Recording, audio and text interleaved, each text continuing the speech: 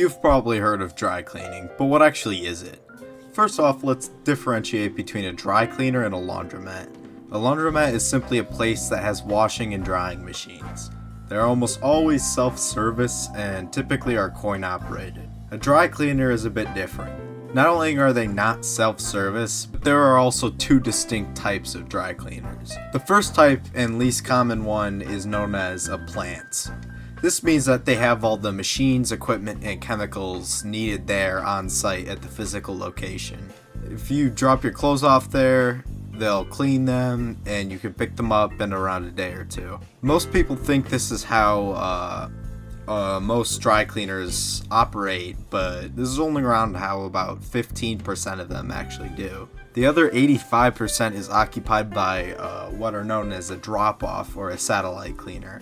In these variants of dry cleaners, you drop off your clothes and they haul your clothes to a larger plant and they are then cleaned and returned. Depending on the population surrounding and the size of the satellite location, they vary from about one haul every 2 days in the lesser used locations to 2 hauls every day at the more busy locations. You might be wondering how dry cleaning works on a more physical level instead of a conceptual level. First, the clothes are placed into a machine which is then filled up with a solvent. This solvent is particularly good at eliminating greasy and oily stains compared to a regular washing machine. After the chemicals have been added, the machine then spins it around very similar to how a washing machine would. This tumbling process usually lasts for around 10 to 15 minutes.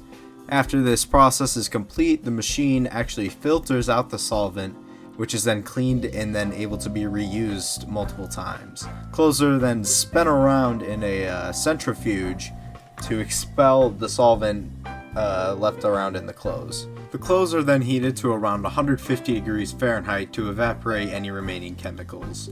Finally, the clothes are pressed and finished to get rid of any remaining wrinkles. You might be wondering how it works on an even more chemical level. The specific solvent used varies depending on the plant, but around 60% of plants use a chemical called perchloroethylene, which is more commonly known as PCE. This solvent has been used since around the 1930s and is still the most commonly used method today. The reason for its popularity can be widely attributed to its proficiency in removing stains. It is considered the toughest stain remover in the dry cleaning market.